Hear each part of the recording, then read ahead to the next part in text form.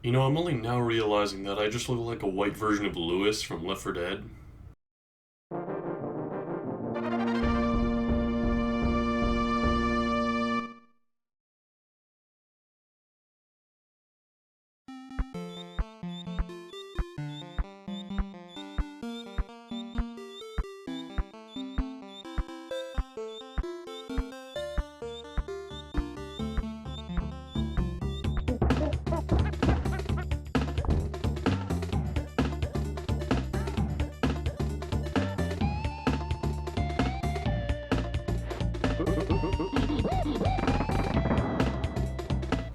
Donkey Kong Country, I guess. Hi everyone, this is Jockey here, and we're playing Donkey Kong Country, and yeah, this is a platformer for the Super Nintendo, 1994, one of my favorite platformers of all time, I would say. Although I do like Donkey Kong Country 2 even more. I really don't want to waste too much time, let's just get started. This is a pretty simple platformer, you know, you run, you jump, there's enemies and worlds. It's very basic, but it's also done very well. First of all, the game's looks definitely deserve to be commended. I mean, it looks kind of like 3D-ish, which is very new for the time. Oh, DK, what happened to all your bananas, man? Well, actually, this game's got a very different plot than the likes of the original Donkey Kong. Not only in its plot, but also in its character of Donkey Kong. You know, in the original Donkey Kong, he was kind of like a villain. Like, he kidnapped Pauline, and you had to climb up to him, and eventually there's Donkey Kong Jr., in which you played as his son trying to rescue him from Mario, and yeah, where he was as a character wasn't exactly super defined. And you can kind of tell this from his brand new design, but this is a brand new Donkey Kong, as you can see right here. I mean, the red tie, the different appearance overall, and his new partner, Diddy Kong here. The Donkey Kong from the original game, who was a villain to Mario, he's actually this Donkey Kong's grandfather, Donkey Kong Jr.'s son. The original Donkey Kong now goes by the name Cranky Kong, and we saw him in that opening cutscene where he was like spinning the record box and then Donkey Kong jumped on him. But yeah, Diddy Kong here is not Donkey Kong Jr., he's a brand new character, and I believe he's related to the current DK in some sort of way. I don't really remember how. And that's the end of the first stage of Jungle Hijinks. I was actually planning on not recording today, just because there's the whole Smash announcement, but yeah, I figured I had time. There's a lot of stages in this game that demonstrate just how good it looks graphically, and this one is one of them for sure. I mean, the rain going by, the lightning in the background, this is kind of stuff you didn't see in Super Mario World, even though I still think that's a decent looking game for its time. I actually was not great at this series, or especially this game in particular at first. I did terribly, I got tons of game overs. Part of that is because the first time I ever played this was on the Wii Virtual Console, and I didn't have a classic controller. I had the GameCube controller, which still worked technically, but the X and the B button were in very different places on the GameCube controller than they are on the Super Nintendo controller. Essentially, imagine if you would, if this is the run button and this is the jump button. That's how I had to play this game for the first time, and it was not easy. I mean, combine that with being a difficult platformer, at least I would say compared to the original Mario or especially Kirby games. So yeah, when I first played this, I didn't quite get to appreciate all its charm, its music. Like, this is a great track right here, its graphics, and its great level design, I would say.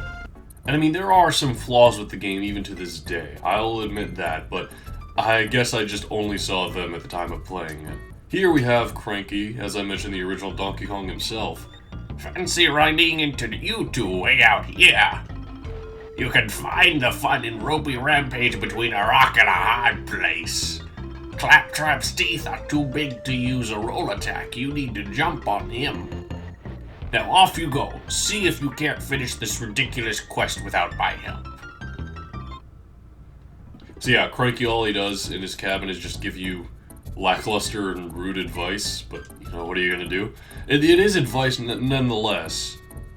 I mean, him telling you that you have to jump on the claptraps, you can't roll into them, that is true.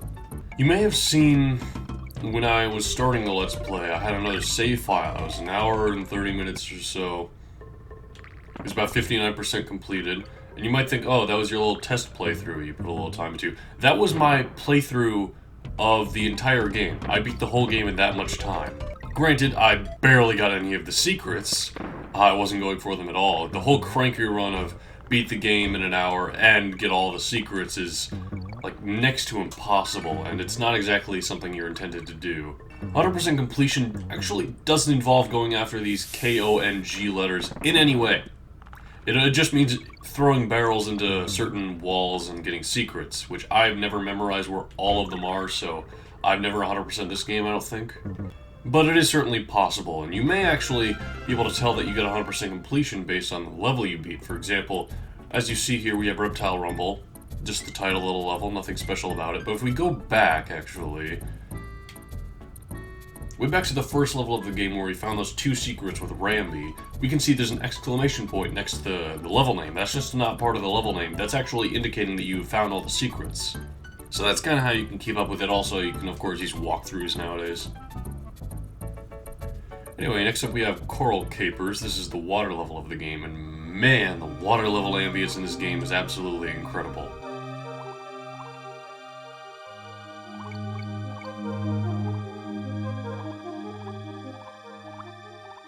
I mean, it's calm, it's very intricate in its design. I just love this track. Hello there, Mr. Swordfish. This here's Ungard. He's our underwater animal buddy. He's a lot of fun. He essentially works like the frog suit in Mario 3, where you just move around without having to tap the directions as much. Except he's a lot better than the frog suit, I'd say, just because of his overall attack. Like, look at this charge he does here. I mean, this man can murder sharks just like that. All of the animal buddies in this game work how Yoshi did in Super Mario World, where if you get hit, they fly off, and you can still manage to get them by some chance. Donkey and Diddy, however, go down in just one hit. There's no power-ups to improve that. I mean, I think there's an invincibility in the second game. I don't know if it's even in this one. But yeah, that's another reason why the original time I played this game, I had a very difficult time with it. Here we have Funky's Flights. Whoa, dudes, my name's Funky Kong. My bodacious jumbo barrel can launch you into anywhere on the island. Most unfortunately, it can only send you to places you've already been to. I don't really know why. It's a complete and total bummer, let me tell you. Anyway, that's Funky's Flights. He can take you to levels. He can take you to levels. Funky can take you to levels that you've already been to, but it doesn't really serve any purpose right now, as we're only in World 1. In fact, if you're going through the whole game in one sitting, he really serves zero purpose, unless you get a game over by some chance. As we are in New DK, we're no longer the villain of this story, we're the protagonist, and we just live on DK Island with all of our bananas, super happy. But unfortunately, King K. Rool is this big crocodile guy, and he came over and stole all of our bananas for no explained reason. So, we're off to face all of his goons and eventually take the man down. By the way, this thing we got here was a little bonus stage. If you happen to get 3 of those golden emblems that look like an animal buddy, you get to play a bonus stage with them, in which you get these tokens to eventually get lives. Here we have one of the parts that this game is most iconic for, and that you shoot through barrels that are sometimes moving and you have to time correctly. Very unique gimmick for this game at the time. Alright, we're done with that stage. And here we have another friend of Donkey Kong's. Hi, I'm Candy Kong, and this here's my save point. If you want to save your current game, jump into my spinning barrel. Anyway, this is the save point of the game. So that's 9% done, 8 minutes into the game, and we're about done with World 1. All we have left in World 1 here is the boss, Very Naughty. Alright, let's give this boss a go, and as you can see, he's guarding quite a lot of bananas. Donkey, as soon as you beat this guy, you could just call it quits there and be set for like a good 5 or 6 years of bananas. I mean, I don't know how many you consume per day.